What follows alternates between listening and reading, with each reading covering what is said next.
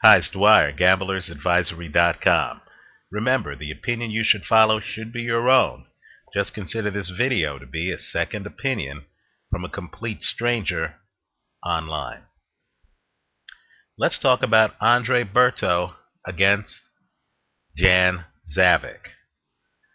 Let me just say this.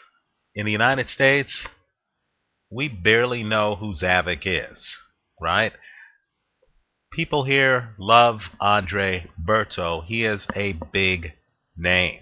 He's viewed as an explosive puncher.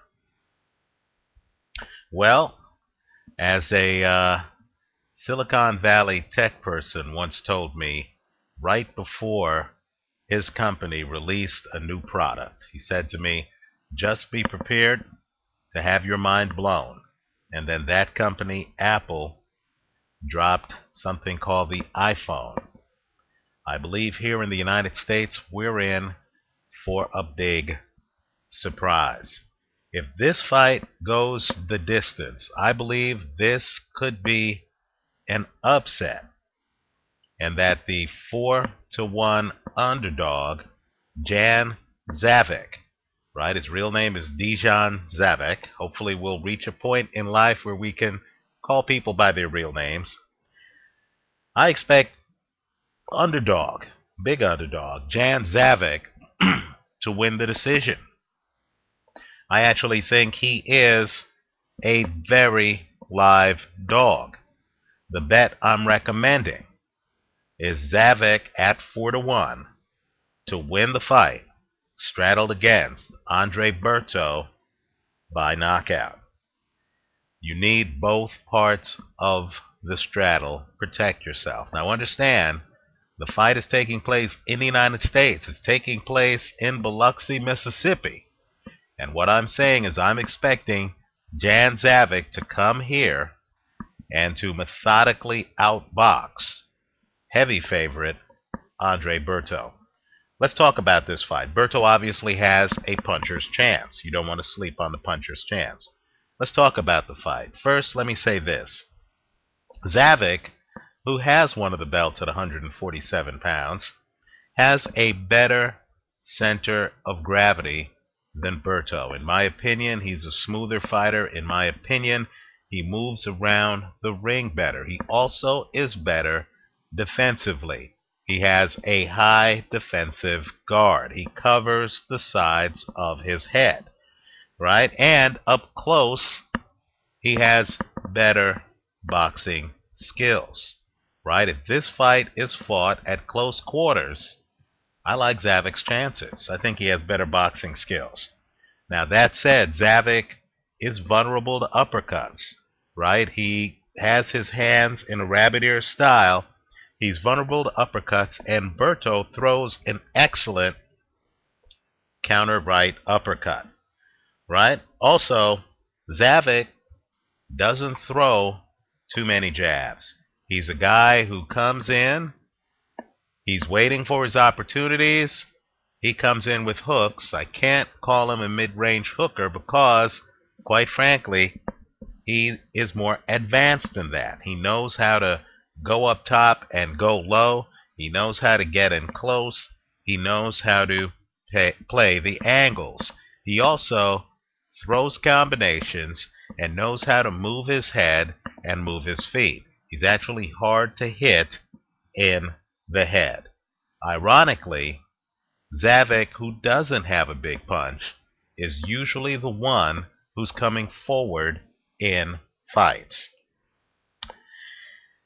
He only has one loss, and he was able to avenge that loss, and of course it was to Rafael Zakowicz.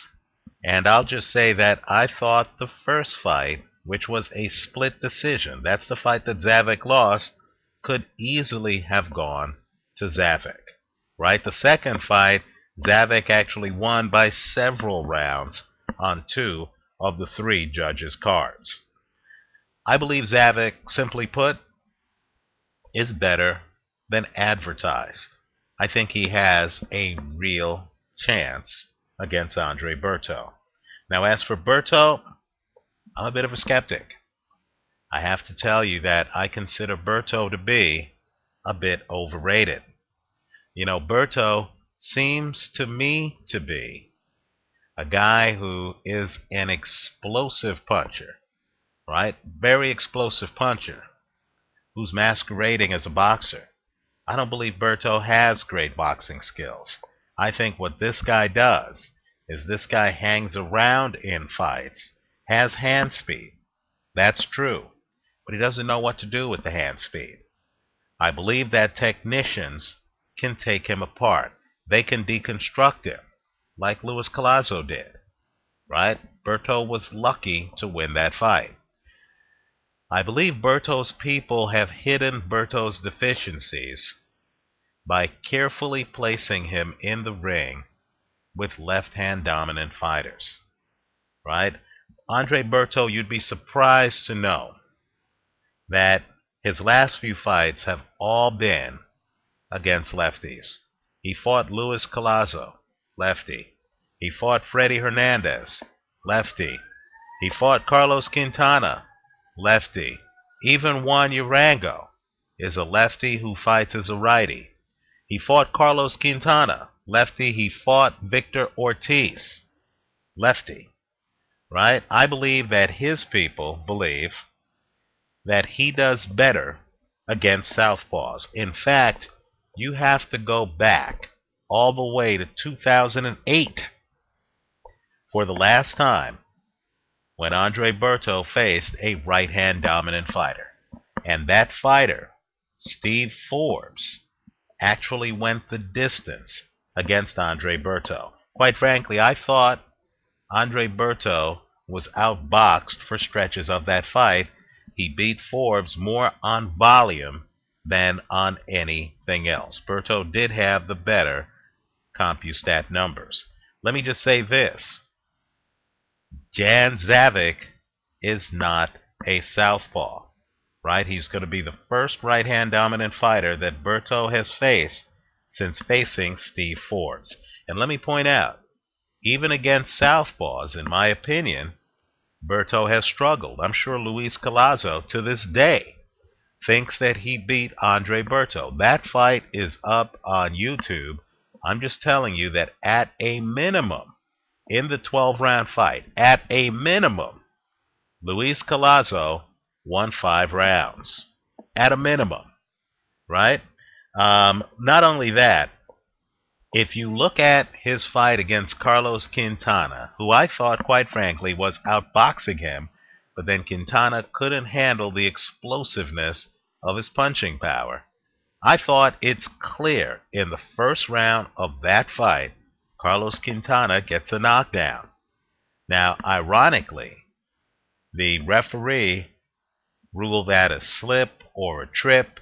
It wasn't. I thought that Andre Berto got hit upside the head and went down. Let me point out, too, that Berto actually went down. People forget this. I believe early against Victor Ortiz, same type thing. Same type thing. Initially ruled a slip. I think Andre Berto has just been getting by. Let me also point out, too, defensively, Andre Berto is limited. He doesn't have a defensive shell. In the Steve Forbes fight, at one point, Emmanuel Stewart says, oh, both guys are, doing great defensively. I was looking at Berto and I was wondering, really? Is this supposed to be great defense? Certainly. Berto got tagged several times against Luis Collazo. He got tagged several times. In fact, dropped multiple times against Victor Ortiz. Not only that, in my opinion, Andre Berto is open to the body. Right? I thought, too, that southpaws were able to, Ortiz, Collazo, smother Berto's jab.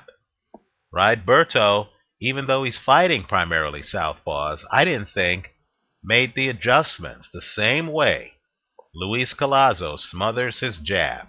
Is over on the side of Berto's left jab. When Berto fought him years ago, is the same way that Victor Ortiz was over on the side of Berto's jab when he fought Berto many years later. Quite frankly, I think Berto is an explosive puncher. explosive, who can be outboxed. I believe the reason why he likes to face southpaws is because southpaws tend to be vulnerable to straight right hands. I believe against an orthodox fighter, Berto has a problem getting that right hand through the other guy's shoulder and jab. Right? I think what this is a fight between an overrated puncher who can be outboxed, and that's Andre Berto, and an underrated technician who, quite frankly, has the better boxing skills. Zaveck doesn't have the punch or the explosiveness that Berto does, but he clearly has better stamina. And I mean clearly has better stamina. Look how tired Berto was at the end of the Ortiz fight. Look how tired Berto was at the end of the Collazo fight. Right? Compare and contrast that to Zaveck at the end of the Miranda fight, or Zaveck at the end of the Jakowicz fight. You're going to see that Zaveck, quite frankly, because he's relaxed in the ring, because he knows how to box, because he's a skill guy more than an effort guy, because he's able to naturally pace himself, I think that Zaveck has the vastly superior stamina. Zaveck is kind of like Floyd Mayweather in his temperament. These are guys who know they're highly skilled, they're in the ring, they're very calm, they're at peace, they know how to block shots thrown at them, they know how to do what they do offensively. They don't get too flustered, they don't get too tense, they don't get too tired. I believe Berto's the opposite. I believe Berto panics. I believe Berto gets flustered. I believe Berto gets tired. There are whole stretches of the Victor Ortiz fight where Andre Berto looks spent. I think it takes a lot for him to throw his explosive punches. I think he's putting his entire stamina into the few punches he throws. So, to sum up, Andre Berto is an explosive puncher. He did stop Carlos Quintana. He does have a chance to stop anybody at 147 pounds. He has a chance to stop Dejan Zavec. He definitely does. This fight could well end in Berto by KO. But if Berto doesn't, I think Zaveck is going to take him to school. I think we're going to see what a good technician could do against a good athlete. And the bet I like is 4-1. And by the way, in some books you could get Zaveck as high as 6-1.